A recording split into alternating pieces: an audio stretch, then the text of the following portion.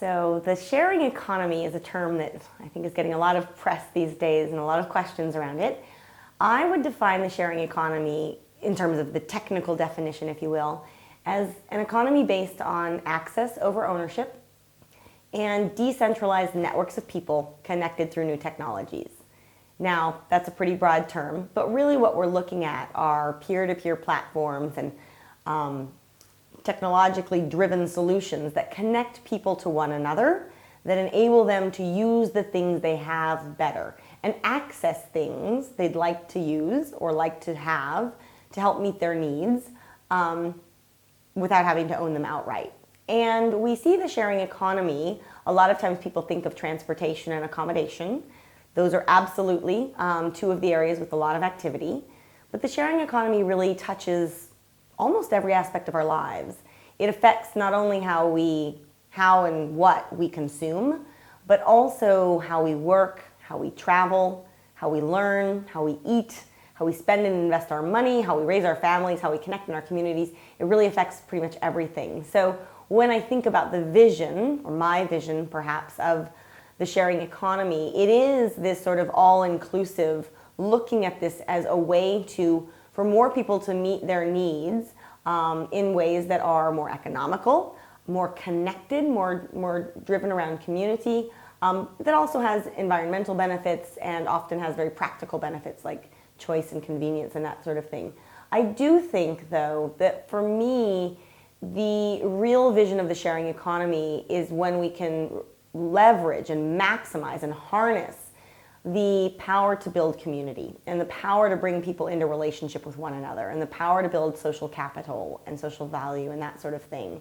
And I'm not sure that's fully reflected in today's sharing economy, but when I think to the future and the vision that I want to help realize, that is a huge priority. Now, that means it's for-profit models and non-profit models, it's monetized and non-monetized, it's transportation and accommodation and a whole lot more. But we've barely touched the tip of the iceberg in terms of realizing that today. And I do think it means something a bit, not different, but more than the standard we're holding ourselves to today.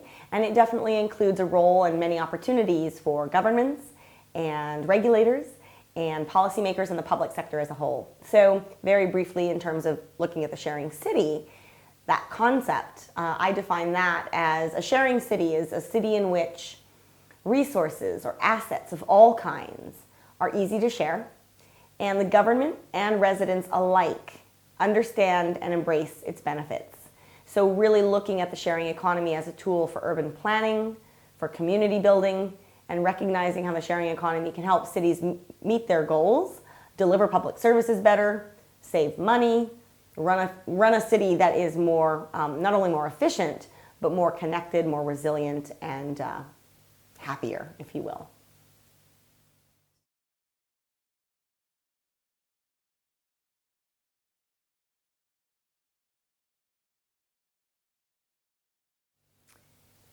Sure, so there are a few challenges that tend to be fairly pervasive. I have to start by saying they're all solvable. They're all solvable, which makes me quite happy.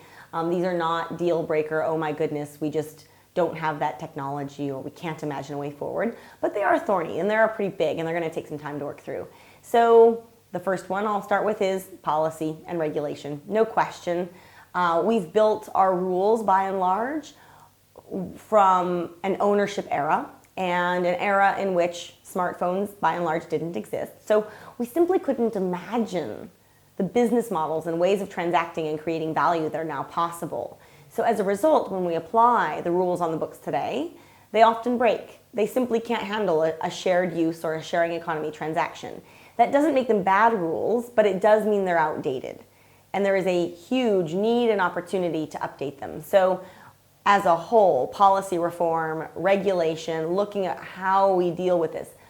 But I actually think, again, that's solvable. We've had to regulate for innovation forever. We're going to figure this out. That's more of a tactical, here's what we got to do to make all of this work. I think the bigger challenge in a way, which also it's changing, we're getting there, it's simply mindset and levels of awareness within government. The term sharing economy, a couple of years ago, the vast majority of cities had never heard of it before. Now many of them have, but they're still really new to this space and they don't know what it is and what it means. And oftentimes it makes them afraid. It's always some combination of interest and enthusiasm and then hesitation or fear even. And so there's this gradual process by which we need to educate and raise awareness, both within the government and within the policymaking community, but also more broadly in society. So there's the education piece, but then once you know what it is, there's this sense of actually having some bold leadership and some willingness to experiment and innovate and pilot some things and try stuff. Again, a challenge, but one that we are getting through. And I think most of all, demographics will play in our favor, that every day that passes, more people are in this world, including more policymakers are in this world who understand the power of a smartphone and understand how these platforms work. But that is going to take time. And I feel like there are so many opportunities that cities could capitalize on and leverage today, and they're just not happening because nobody knows how to connect these dots.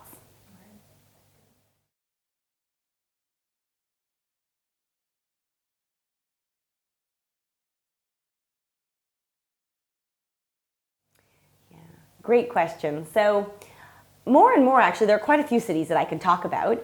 It's relatively rare that a city has taken a fully integrated approach to the sharing economy and looked at this, across all sectors and industries and daily life activities. That's what I'm trying to help cities do. So that's a caveat that there's no city in the world that's just totally doing everything I'd like to see a city do. But there are several cities that are getting quite far. And I would say the first one, and the one that I just love talking about, is Seoul, South Korea.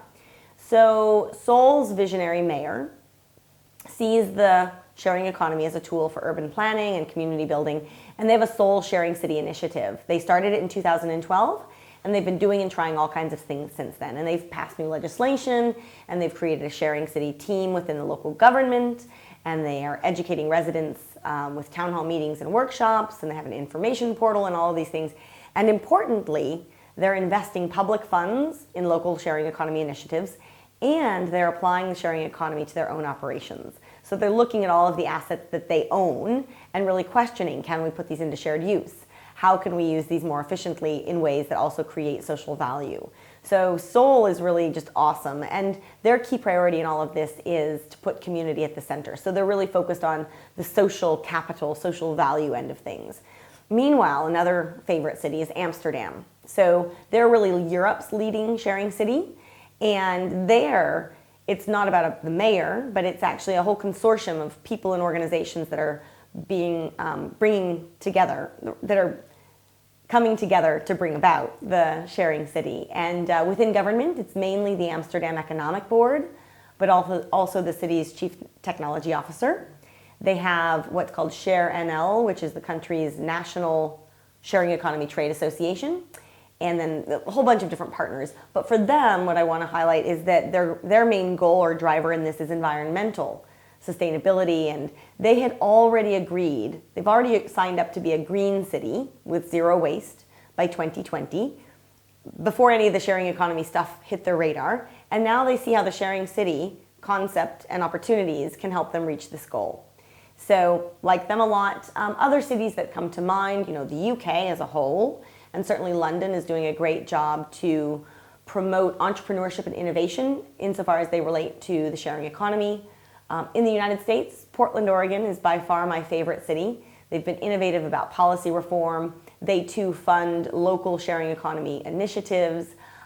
They partnered with Airbnb, what's called the Shared City Partnership, which helped for policy reform, but also gave the city a gateway to learn more about the sharing economy. And then we see other things happening from Milan to Sydney to Vancouver. They're not self-proclaimed sharing cities, but they're doing a whole lot in this space.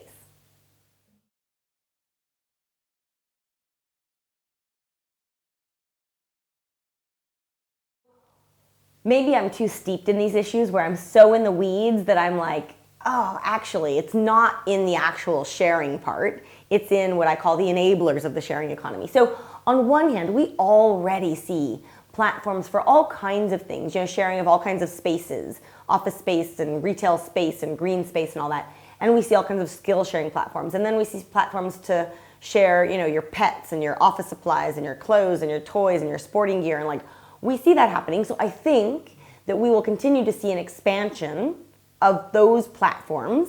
Certainly interesting, and I can certainly say not all of those exist in all places. I mean, they exist somewhere in the world, but it's not as though we see all of the platforms I just mentioned in every city in every country. We're far away from that. But that piece is gradually happening. I think for me, as I look to the future and the things I get really excited about, it has to do more with those services and platforms that enable and lubricate the sharing economy. So I think a key one is insurance.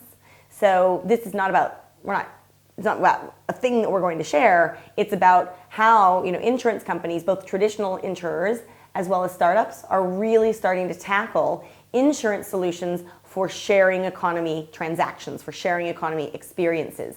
When we know that let's say we want to share more stuff, whatever it may be, I'd like to know that we're also covered in terms of liability and responsibility and just responsible sharing, right?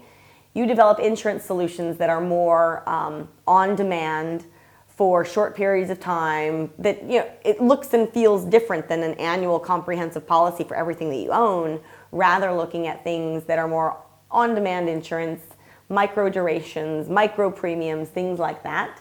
That will stimulate a whole lot more sharing, or it ought to, at least. And so that sort of thing gets me really excited. I do think, coming back to the commercial, non-commercial, so I do think that we're going to see a growth in both the monetized and non-monetized and so forth. It's important for me, when I look at this through the lens of social value, to underscore that in my experience and observations, money is not the sole determining criteria as to whether something has social value or not. A lot of for-profit initiatives have all kinds of social value in them. When we look at it from an environmental perspective, a community building perspective, the fact that someone is earning income or making money on this, that does not automatically somehow eliminate social value, not at all. What we find is that when you ask people why they get involved in sharing, what prompts them most to do this? 9 people out of 10 will say, amongst the various kinds of benefits, economic benefits, environmental benefits, community benefits, practical benefits, economics is the driver. They can save money, they can earn income, they can create a more affordable lifestyle. But when you ask them why they stay involved, then community really starts to play out. Then the social value really comes out. So in a way, to get the door open, there often needs to be some kind of economic rationale. But once you're in, all of a sudden people go, no, this is about way more than economics. This is all about the things that generate that broader definition of social value.